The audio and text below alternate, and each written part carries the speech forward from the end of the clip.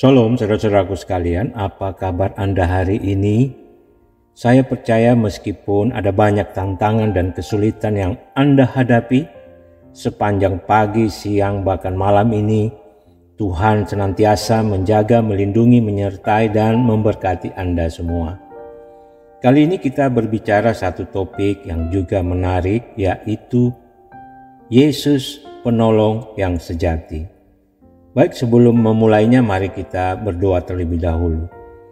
Bapa di surga, kami datang padamu malam ini, kami mohon Roh Kudus akan menolong kami untuk memahami firman Tuhan yang akan menguatkan kami, akan memotivasi kami, akan menuntun kami untuk selalu berharap kepadamu.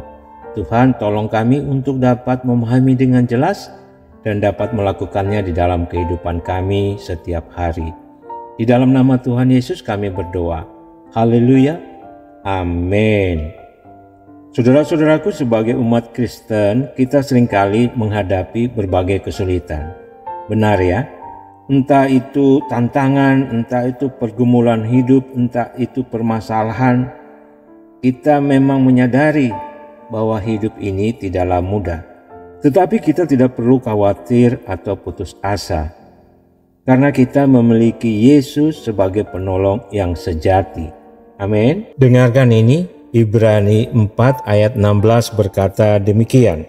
Sebab itu marilah kita dengan penuh keberanian menghampiri takhta kasih karunia, supaya kita menerima rahmat dan menemukan kasih karunia untuk mendapat pertolongan kita pada waktunya. Saudaraku, Mazmur 121 ayat 7 dan 8 berkata demikian. Tuhan akan menjaga engkau terhadap segala kecelakaan. Ia akan menjaga nyawamu. Tuhan akan menjaga keluar masukmu dari sekarang sampai selama-lamanya. Puji Tuhan. Yesus adalah tempat perlindungan kita. Dia adalah kekuatan kita di saat kesesakan. Ketika kita merasa lemah dan terjatuh, saudaraku, ingatlah bahwa Yesus siap membantu kita bangkit kembali. Dia tidak pernah meninggalkan atau mengecewakan kita. Justru kitalah yang sering meninggalkan Dia, jauh dari persekutuan dengan Dia, bahkan seringkali kita mengecewakan Dia. Tapi tidak dengan Yesus. Dia tetap setia meskipun kita tidak setia. Mazmur 121 ayat 1 dan 2 berkata demikian, saudaraku. Aku melayangkan mataku ke gunung-gunung. Dari manakah akan datang pertolonganku? Pertolonganku ialah dari Tuhan yang menjadikan langit dan bumi. Amin. Saudaraku, kita dapat mengangkat mata kita ke gunung-gunung, mencari pertolongan darinya. Gunung-gunung yang dimaksud di sini adalah pengharapan. Pengharapan itu ada di dalam Tuhan Yesus. Yesus adalah sumber segala pertolongan kita. Amin. Ia adalah Tuhan yang menjadikan langit dan bumi, sehingga Ia memiliki kuasa yang tak terbatas untuk membantu kita, saudaraku. Karena itu marilah kita dengan penuh keberanian menghampiri takhta kasih karunia-Nya. Karena di sana kita akan memperoleh rahmat dan menemukan kasih karunia yang kita perlukan untuk menghadapi setiap situasi dalam perjalanan iman Kristen kita. Dengarkan ini, Ibrani 4 ayat 16 berkata demikian.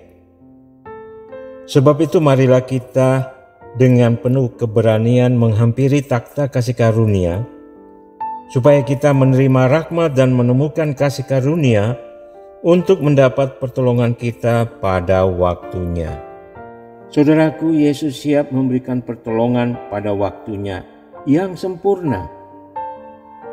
Ketika kita merasa lemah, ingatlah bahwa segala sesuatu dapat kita tanggung di dalam Dia yang memberi kekuatan.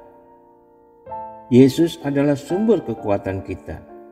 Dengan Dia kita dapat menghadapi segala tantangan dan mengatasi setiap kesulitan. Saudaraku, Tuhan juga menjanjikan untuk menjaga kita dari segala malapetaka. Ia akan menjaga nyawa kita dan mengawasi setiap langkah kita. Saudaraku, Mazmur 121 ayat 7 dan 8 berkata demikian, Tuhan akan menjaga engkau terhadap segala kecelakaan. Ia akan menjaga nyawamu. Tuhan akan menjaga keluar masukmu dari sekarang sampai selama-lamanya. Puji Tuhan.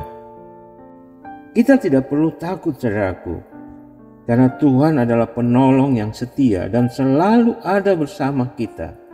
Karena itu marilah kita percaya bahwa Yesus adalah penolong yang sejati. Amin. Dalam setiap situasi hidup kita, kita dapat mengandalkannya dan memohon pertolongannya. Iman kita kepadanya akan menguatkan dan memampukan kita untuk menghadapi segala sesuatu. Jadi Yesus penolong yang sejati. Karena itu marilah kita selalu mengandalkannya dalam setiap langkah hidup kita. Amin. Baiklah saudara-saudara, kita akan berdoa menutup renungan kita. Bapa, terima kasih atas firman-Mu. Tolong kami untuk mampu mempraktekkan di dalam kehidupan kami setiap hari, untuk belajar mengandalkan Engkau dan belajar untuk menaruh harapan kepadamu. Dan terima kasih untuk mengingatkan kami bahwa Putra-Mu yang tunggal Tuhan Yesus Kristus adalah satu-satunya penolong yang sejati. Bapa, secara khusus hamba ingin berdoa bagi saudara-saudaraku yang hadir saat ini menyaksikan konten ini. Tuhan Yesus kasihi mereka. Tuhan Yesus tolong mereka yang sedang bergumul menghadapi berbagai kesulitan kehidupan. Tuhan jamah, Tuhan kuatkan mereka. Tuhan buka pintu-pintu berkat-Mu. Yang lemah iman dikuatkan. Yang sakit Tuhan jamah, Tuhan sembuhkan. Di dalam nama Tuhan Yesus mereka boleh sembuh. Kami berdoa bagi mereka yang sedang menuntut ilmu, Tuhan memberkati, supaya mereka dapat berhasil dan dapat menyelesaikan pendidikan mereka dengan baik. Yang sedang bekerja, berusaha, berdagang, berbisnis, Tuhan memberkati, Tuhan buat berhasil. Yang melayani Engkau di gereja maupun di yayasan-yayasan Kristen, di lembaga-lembaga Kristen, Tuhan memberkati pelayanan mereka, supaya melaluinya nama Tuhan semakin dipermuliakan. Terima kasih ya Tuhan, inilah doa kami, di dalam nama Tuhan Yesus kami berdoa. Amin. Saudara-saudaraku, sampai jumpa lagi next video ya. Doakan supaya saya dapat terus menghasilkan konten-konten Kristen rohani yang alkitabiah dengan konsisten. Doakan agar beberapa hari ini kita dapat lagi dikuatkan melalui konten-konten renungan baik pagi maupun malam hari. Terima kasih untuk kebersamaan ini. Jangan lupa like, comment, share, dan subscribe bagi mereka yang belum subscribe. Tuhan Yesus memberkati.